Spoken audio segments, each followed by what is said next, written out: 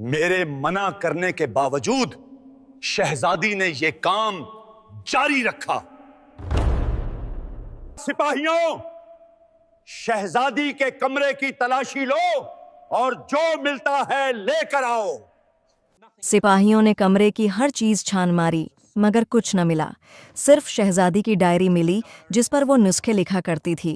जब बादशाह को डायरी पेश की गई तो वो देखकर गुस्से से पागल हो गया और कहने लगा, मेरी बेटी ने मुझसे झूठ बोला। तुमने हमारी सदियों पुरानी रिवायात को तोड़ा, मेरे हुक्म की नाफरमानी की। सिपाहियों, इसे ले जाओ और कैद खाने में डाल दो। शहजादी को कैद खाने की तरफ ले जाया गया जैसे वो कोई मुजरिम हो और वहां उसे बंद कर दिया गया।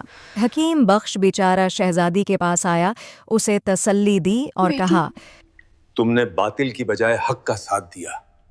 अल्लाह हमारे साथ है, तुम हौसला रखो। चंद दिन बाद सल्तनत पर खौफनाक आफत आ गई। एक वबा ने पूरे इलाके को अपनी लपेट में ले लिया।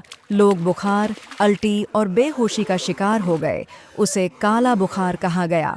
गलियों में लाशें पड़ी रहती और माएं अपने बच्चों को गोद में लिए रोती। मरीज को पहले उल्टियां आती हैं, फिर तेज बुखार होता है और देखते ही देखते वो मौत के मुंह पर चला जाता है। गरीब बस्ती के लोग तकलीफ में कराह रहे थे।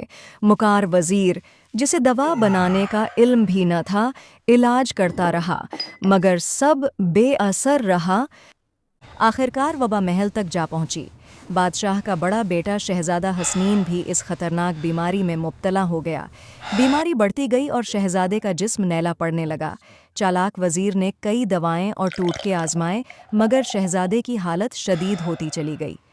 चालाक वजीर के बाद कई सल्तनतों से बड़े बड़े हकीम शहजादे के इलाज के लिए आए। सबने दवाएं दें मगर बीमारी कम होने के बजाय और शदीद हो गई। बादशाह सलामत, हमने अपनी पूरी कोशिश की मगर शहजादे की हालत बिगड़ती जा रही है। अब तो कोई फरिश्ता ही उसे बचा सकता है। हकीम बख्श शहजादी के पास जेल गया और उस खतरनाक वबा के बारे में बताया। बेटी, पूरी सल्तनत पे एक खतरनाक बीमारी फैल गई है और तुम्हारा भाई भी उसी बीमारी का शिकार है।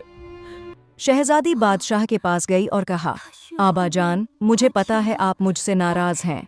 मैं आपको परेशान करने नहीं आई मगर ये बताने आई हूँ कि इस बीमारी का इलाज मेरे पास है। मैंने किताबों में पढ़ा है और मैं भाई का एक ख़ास जड़ी बूटी से इलाज कर सकती हूँ। मगर मैं आपसे एक वादा चाहती हूँ, अगर मैं नाकाम हो गई तो आप मुझे हमेशा के लिए जेल में डाल देंगे और अगर मैं कामयाब हो गई तो आप इल्म तब